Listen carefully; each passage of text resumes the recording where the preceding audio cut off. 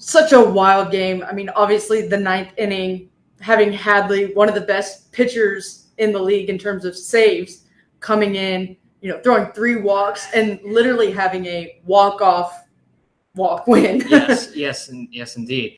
Even though the results didn't go our way, one thing I like to point out is that we had zero errors, and that was the first time this series where the Railroaders haven't had an error. Good defensive night. Yeah, good defensive night, good pitching night for Colic.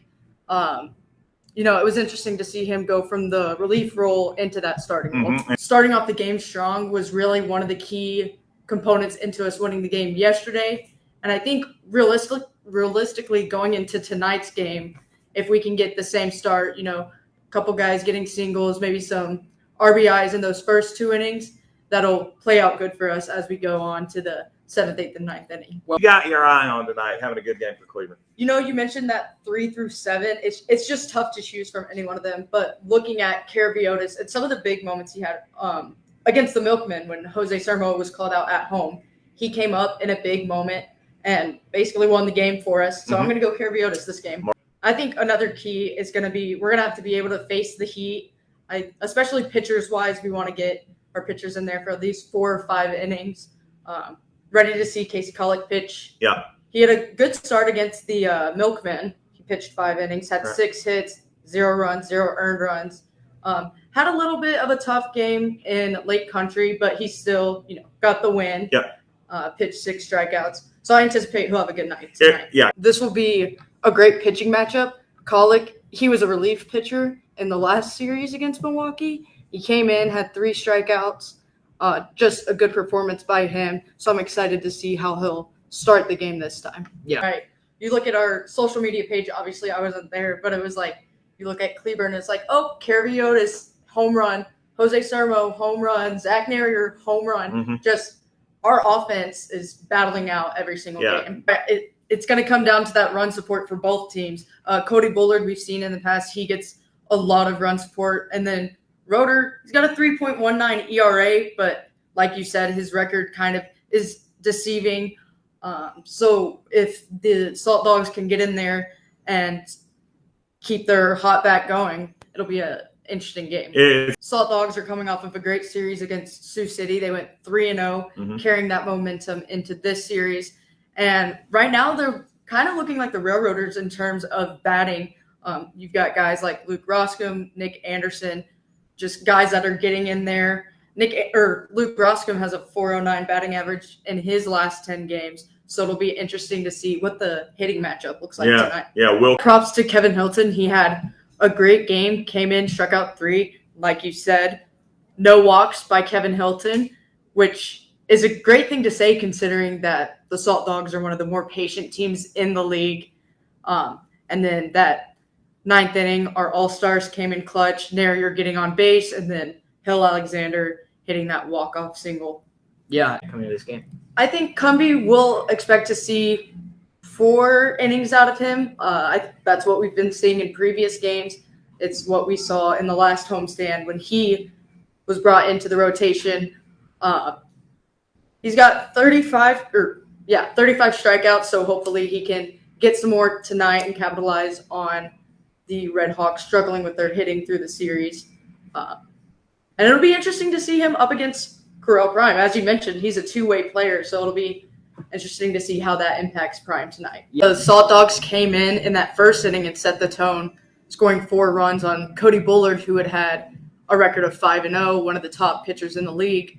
And then they came back in the 3rd inning, just blew it out of the water. Nick Anderson had 2 home runs in that inning alone, and he went 5 for 6 on the night to tie their franchise record. So overall, it was a great game by the Salt Dogs.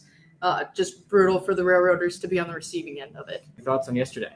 I mean, that 2nd inning was huge. Carabiotis getting a home run with 2 RBIs, and then Guillermo Quintana getting his first home run of the night. He'll later go on to get his 2nd home run. But the key for the Railroaders seems to be get on the board early, and it'll lead you to success. I think we've seen great pitching out of our starters. Kevin Hilton did really good last night, went 3 up, 3 down in 3 innings. And then Ozawa came in, and struck out 3. He walked 1, but ended the game really well.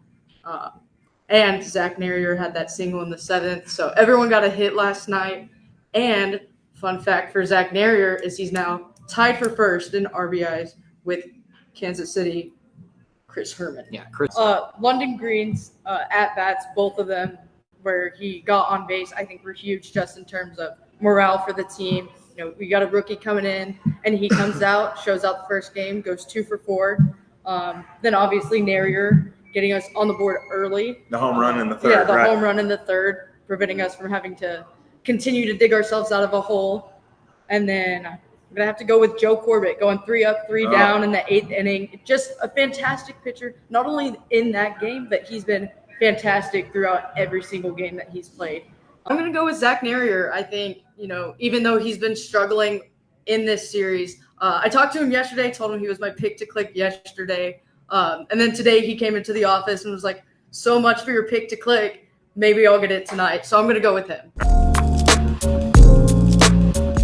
Brian Klein continues to show his skill throughout the series despite having that rough performance earlier in the series. He's gone 2 for 2 tonight and drew the walk, as well as yesterday putting on a performance, getting that home run as well. And with Boswell up next, that's dangerous for Phillips. Boswell batting .476 right now, having a great start to his Railroader career.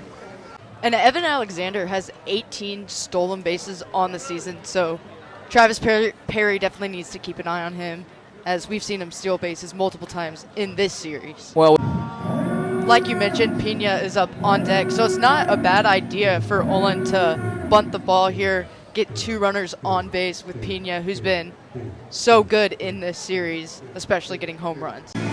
Seth, we have such a beautiful sunset today. We've got the pink in the sky with the clouds. Just a great night for baseball. Yeah, he's been busy this entire series. We saw the athletic play he made a couple games ago where it didn't look like he was going to get it, and then he nearly somersaulted over to get the catch. Yeah, I was really impressed. Perry's having a very similar outing to when he played in Lake Country. He went 8 innings, only allowed 6 hits, 1 earned run, struck out 1, but the tempo he's playing at this game is very similar to that. Seth, you want to know a fun fact about Mark Caraviotis? Yeah. He leads the league in doubles. Yes, he does. He does lead the league in doubles. Fun facts are fun. Hence the term fun fact. Yes, hence the term fun. It'll be interesting to see how long Perry goes and who they pull out of the bullpen, because last night we obviously saw Joe Corbett and Austin Fairchild. We've seen a couple of times where Perry's been behind the count 3-0 and come back and strike out a player. 3-1. Swung on a missed. The count at 3-2. We saw that in the 3rd inning when he was up against B.J. Lopez. I have the ball. Maybe I should get that. Maybe I should throw it to first. We've seen a couple of pitchers, or a couple of times in this game where the pitchers have been making plays like that. Big potential for Cumbie to get the out without having to face Connor Pennis, who has been great throughout the series. Cumbie has 41 strikeouts on this season, so he's definitely capable of getting Divine out right here. It's interesting for Anderson, too, because despite drawing the 2 walks earlier in the game, he had that hiccup trying to get home in the 1st inning and then got that out on the double play in the 3rd inning. Some base running mistakes, no question. Yeah, Roscom's no easy out here. We've seen him have a couple of home runs in this series, as well as going 7 for 10 coming into this game and getting that single in the 1st inning. Bezdicek's been moving at a fast tempo throughout this inning. Jarrell McDade, it was almost like only 5 or 6 seconds taken off the pitch clock before he was throwing the next one. And Pettis has been hard to retire this entire series. Yesterday he went 2 for 5, but it wasn't on strikeouts. It was on, ground outs, stuff like that. Today he's had a single and a double. Yeah, he's hitting the ball very well. Both pitchers are having great commands. There hasn't been a single walk yet in this game. Jackson had a little bit of hesitation on that swing. It looked like he might have checked it, but then had to step all the way through. He's having a very effective night, as you've been mentioning, the 1-2-3 inning in the last inning. That'll be his 4th strikeout of the night, really taking control of his command this game. Not a lot of production here by the offenses. Only 2 hits in this game for both teams combined. Diaz with the hit in the first inning for the Railcats, and Klein for the sole hit in the first for the Railroaders. Collex really had a handle on Lingwood this game, striking him out in both appearances. It looks like it may be his left hand. It looks like he's kind of scrunching it together, making sure it's okay. And for Nunez, that makes 5 straight retired in his appearance so far. Definitely want Quintana to be healthy when they visit Kane County. And Figueroa's not having a bad series. He's 2 for 5, batting a .400 average. I thought tonight would be more of a pitcher's duel, but we've just opened it up here in the 6th inning.